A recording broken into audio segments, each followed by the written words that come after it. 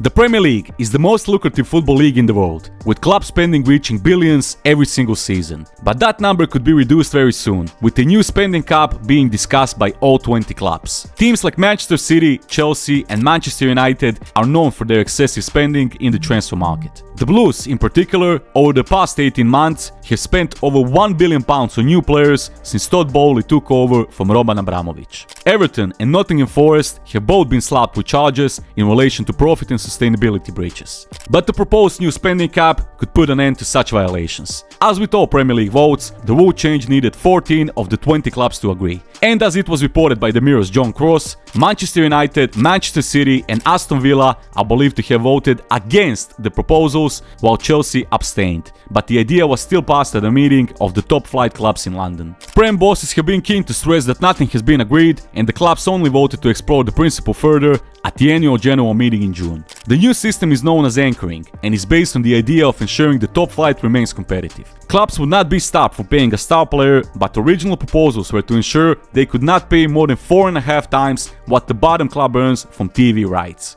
That means that, based on last season, clubs could only spend £466 million on squad costs, which is 4.5 times what Southampton earned from TV rights, which includes wages, amortized transfer fees and agent costs. Some big clubs fear that they will be at a disadvantage to European rivals, while other teams insist it is necessary so the Premier League remains competitive. But some owners fear that state-owned clubs have got a huge financial advantage, while the current PSR system needs a major overhaul, particularly after the controversies involving Everton and Nottingham Forest this season. However, the Players' Union, the Professional Footballers Association, have voiced concerns about what it could mean for their members in the long term. And the PFA said, "We will obviously wait to see further details of these specific proposals, but we have always been clear that we would oppose any measure that would place a hard cap on player wages. There is an established process in place to ensure that proposals like this, which would directly impact our members, have to be properly consulted on." Manchester United made clear last week that they were against the new proposals